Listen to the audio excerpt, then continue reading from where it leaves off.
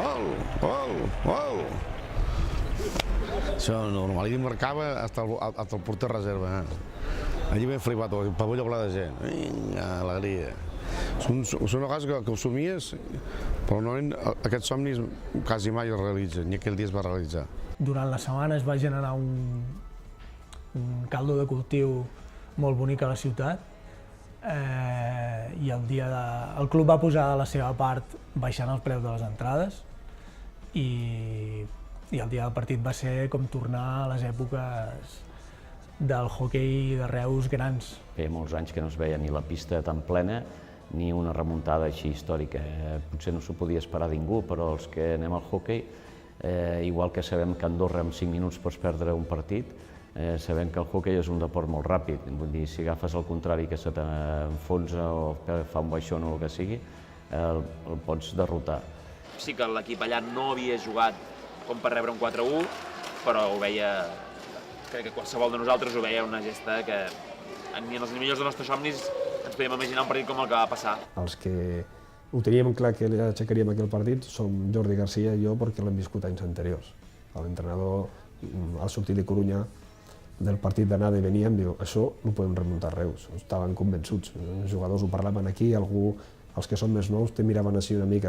Ja veràs que no entrarà ningú al pavelló, ja veràs que aquest partit lo aixecarem. Es va dir s'entra més aviat perquè l'equip rival notés la pressió des de ja, com les èpoques d'abans, que el pavelló, si jugava un partit important, mitja hora abans ja estava ple. Ja ho havíem dit moltes vegades, que si érem capaços de tornar a omplir la bombonera, al Palau, al Liceo se li faria el partit molt llarg.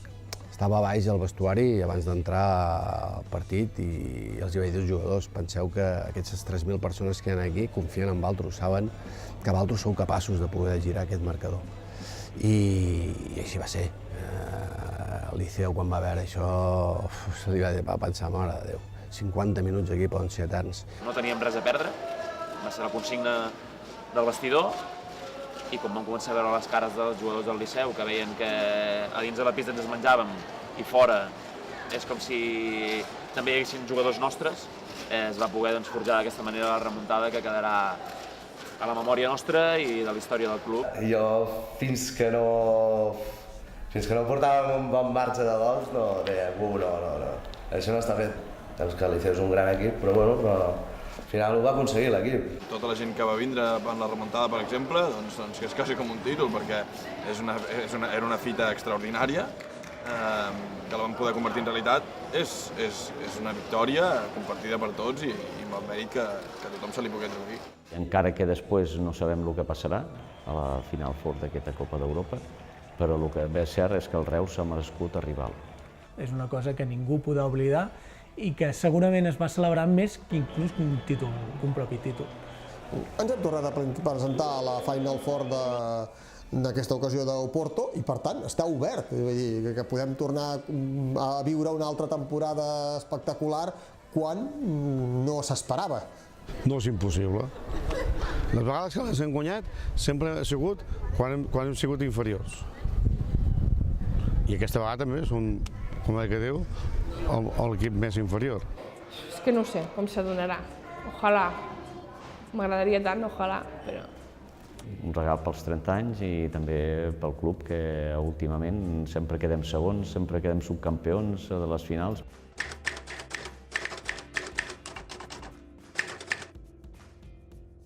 Hem sigut capaços d'anar a jugar una Final Four contra els 3 equips més poderosos del món. Només ens ha pogut guanyar el Barça, només hem sigut nosaltres capaços de guanyar el Barça en tot l'any, per tant, gran any.